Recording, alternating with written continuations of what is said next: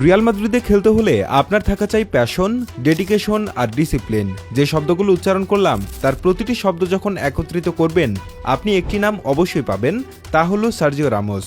Sergio Ramos নামটা শুনলেই চোখে ভেসে ওঠে সাদা জার্সিতে এক অকুতোভয় যোদ্ধার প্রতিচ্ছবি। ফুটবল মাঠে যিনি কেবল একজন খেলোয়াড় ছিলেন না, তিনি ছিলেন রিয়াল মাদ্রিদের আস্থার প্রতীক। মাঠের মাঝখানে তিনি যখন বুক চিতিয়ে দাঁড়াতেন, গ্যালারির হাজার হাজার ভক্ত তখন নিশ্চিন্তে বিশ্বাস করতে পারত যে তাদের দুর্গ সুরক্ষিত। তার ডেডিকেশন ছিল দেখার মতো। চোট পেয়ে রক্ত ঝরছে, ব্যান্ডেজ বাঁধা কপাল, তাও রামোস মাঠ ছাড়তেন না। তার কাছে রিয়ালের রক্ষণভাগ ছিল নিজের সন্তানের মতো, যাকে আগলে রাখতে তিনি নিজের শেষ রক্তবিন্দু দিতেও প্রস্তুত ছিলেন। প্রতিপক্ষের স্ট্রাইকাররা যখন বল নিয়ে আসত, রামোসের সেই তীক্ষ্ণ দৃষ্টি আর নিখুঁত স্লাইডিং ট্যাকলগুলো ছিল ঠিক যেন কোনো দক্ষ শিকারীর থাবা। তার প্যাশন বা আবেগ মিশেছিল ক্লাবের প্রতিটি ঘাসের ডগায়। গোলের পর যখন তিনি রিয়ালের লোগোতে চুমু খেতেন, তখন বোঝা যেত এই ক্লাবটা তার কাছে স্রেফ একটা কর্মস্থল নয়, বরং তার অস্তিত্বের অংশ। ১১৫/৭৪ গজের ফুটবল মাঠ তার কাছে নিছক একটা বাগানের মতো। বাগানের যে অংশে ইচ্ছে সেখানেই তিনি ফুল ফোটাতে পারেন। কোনো সীমানা, কোনো নিয়ম কিংবা কোনো নির্দেশ তাকে কোথাও আটকে রাখতে পারে না। তিনি ডিফেন্স থেকে গোল প্রতিহত করেন, তিনি আবার স্ট্রাইকার হয়ে গোল করে আসেন। যদি ফুটবল একটা টানটান উত্তেজনার গ্যাংস্টার সিনেমা হতো, তবে রামোস হতেন সেই সিনেমার দুর্দর্শ কোনো ভিলেন।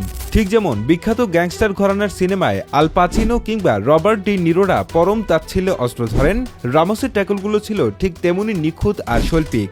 গ্যাংস্টার মুভির নায়করা যেভাবে নিজের সাম্রাজ্য বাঁচাতে সবকিছু বাজি ধরেন, রামোসও নিজের রক্ষণভাগ আগলাতে নিজের হাড় মাংস এক করে দিতেন। বিপক্ষ দলের স্ট্রাইকারদের কাছে তিনি ছিলেন এক আতঙ্কের নাম, যার চোখের দিকে তাকালে যে কেউ খেই হারিয়ে ফেলত।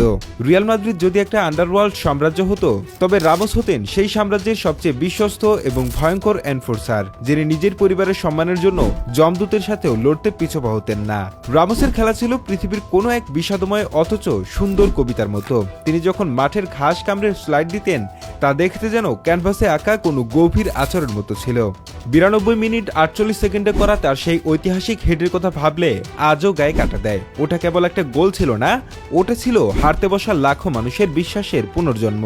রিয়ালের জন্য তিনি যা করেছেন তা কোনো সাধারণ হিসেব দিয়ে মাপা সম্ভব নয়। তিনি ছিলেন মাদ্রিদের সেই দেয়াল যা রোদ, বৃষ্টি, ঝড় সব মাথায় নিয়ে রিয়ালকে আগলে রেখেছে বছরের পর বছর। রিয়াল মাদ্রিদের প্রতি রামোসের ভালোবাসা কতটা গভীর ছিল তা তার নিজের কথাতেই স্পষ্ট হয়। তিনি একবার বলেছিলেন, রিয়াল মাদ্রিদ আমার বাড়ি, আমার পরিবার এবং আমার আত্মার অংশ। এই একটা কথাতেই বোঝা যায় সাদা জার্সির প্রতি তার টান কতটা নিঃস্বার্থ ছিল। ভক্তরা আজও রামোসকে পাগলের মতো ভালোবাসে, কারণ তিনি কখনো হার মানতে জানতেন না। যখন দলের বাকি সবাই হাল ছেড়ে দিত, তখন রামোস একাই টেনে নিয়ে যেতেন পুরো দলকে। তার জেদ, তার আগ্রাসন আর ক্লাবের লোগোতে চুমু খাওয়ার সেই দৃশ্যগুলো ভক্তদের হৃদয়ে চিরস্থায়ী আসন করে নিয়েছে। রামোসও হয়তো আজও নির্জনে মাদ্রিদের কথা ভাবেন, কারণ তার ক্যারিয়ারের সেরা সময়টা মিশে আছে সেই ক্লাবের প্রতিটি ঘাসের ডগায়। রিয়াল মাদ্রিদ আর সার্জিও রামোসের গল্পটা কেবল পেশাদারিত্বের ছিল না, এটা ছিল আত্মার টান। ২০২১ সালে যখন তিনি ক্লাব ছাড়লেন, তখন প্রতিটি মাদ্রিদিস্তার মনে হয়েছিল তাদের ঘরের কেউ একজন হারিয়ে গেল। কিন্তু রামোস তো হারিয়ে যাননি, তিনি মিশে আছেন রিয়ালের প্রতিটি ট্রফিতে, প্রতিটি জয়ে আর ভক্তদের প্রতিটি স্লোগানে। আজও যখন কোনো কঠিন সময় আসে, ভক্তরা অজান্তেই গ্যালারি থেকে রামোসের সেই লড়াকু চেহারাটা খুঁজে বেড়ায়।